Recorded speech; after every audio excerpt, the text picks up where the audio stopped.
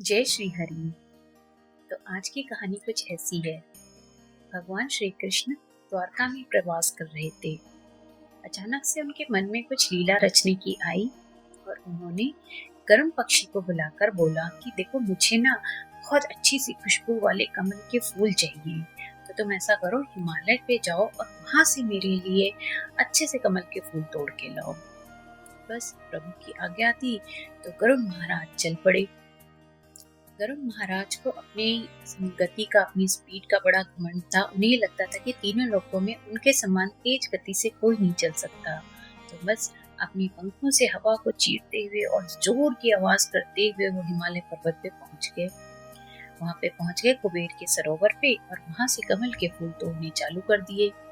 प्रभु के लिए सबसे अच्छा कमल का फूल ढूंढने की कोशिश में उन्होंने बहुत सारे कमल के फूल खराब भी किए।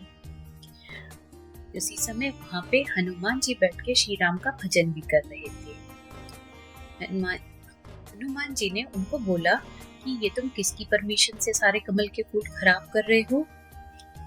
तो गरुड़ ने बोला कि ऐसा है, मुझे अपने प्रभु श्री कृष्ण के लिए ये फूल लेके जाने हैं और मुझे किसी से आज्ञा लेने की कोई जरूरत नहीं है। हनुमान जी को ये बात सुन के बड़ा गुस्सा आया। उन्होंने गरुड़ पक्षी को पकड़ा और अपने हाथ की एक बगल में दबा लिया। अब उनको वहां दबा के चल पड़े द्वारका की ओर। जब वो आकाश मार्ग से द्वारका की ओर चले तो पूरी द्वारका में उनके आने का शोर गूंजने लग गया। सुदर्शन चक्र ने भी ये शोर सुना। बस वो चल पड़े गरुड़ महाराज की मदद करने के लिए।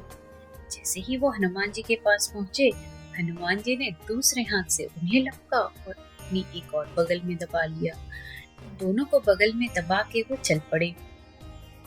अब भगवान श्री कृष्ण, जिन्होंने ये लीला स्वयं ही सारी रची थी, उन्होंने द्वारका में जितनी वीरानियां थी उनसे बोला कि देखो, हनुमान जी बड़े गुस्से में द्वारका आ रहे हैं और इस समय उनके गुस्से को शांत करने का सिर्फ एक ही तरीका है कि उनको उनके प्रभु श्री राम और सीता माता के दर्शन करा दिए जाएं।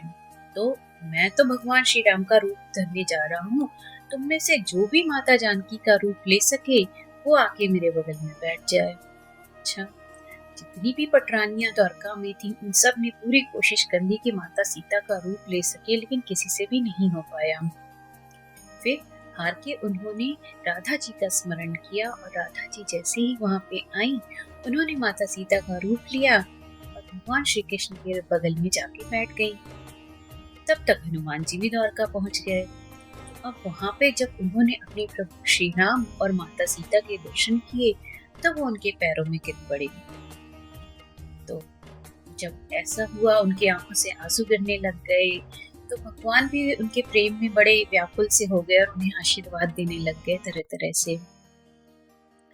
उन्होंने हनुमान जी से बोला, ये बताओ कि ये तुमने अपने अगल बगल में क्या दबा रखा है? बोले, कुछ नहीं महाराज, ये एक छोटा सा पक्षी था और हिमालय पे मेरे भजन में मुझे डिस्टर्ब कर रहा था, कमल के फूल खराब कर रहा था, तो इसे मैंने दंड देने के लिए अपने बगल में दबा लिया।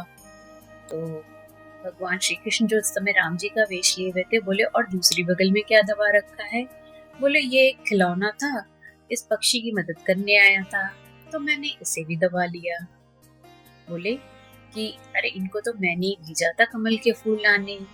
हनुमान जी बोले कि प्रभु, अगर आपको कमल के फूल की इच्छा हो रही थी आप मुझे बताते, आप मुझे याद करते, मुझ तक तो आपकी बात पहुंची जाती, मैं आ जाता कमल के फूल लेके। तो प्रभु बोले, जो उस समय भगवान श्री राम के वेश में थे, कि ऐसा है, अब आगे से तो ऐसा ही करूंगा, इन दोनों को छोड़ दो, इनकी कोई गलती नहीं, इनसे तो जो मैंने कहा था ये तो वो ही कर रहे थे। तो हनुमान जी ने इन दोनों को छोड़ दिया। तो आप देखो, एक छोटी सी लीला से भगवान ने गरुड़ का, सुदर्शन का और अपनी सारी पटरानियों का गर्व एक ही बार में चुटकियों में चूर कर दिया। अगर ये कहानी आपको अच्छी लगी हो और आप ऐसी ही कहानियाँ और सुनना चाहते हो तो मेरे इस चैनल को लाइक, शेयर और सब्सक्राइब जरूर करिए और बने रहिए श्री हरि शरणम की इस यात्रा पर मेरे साथ।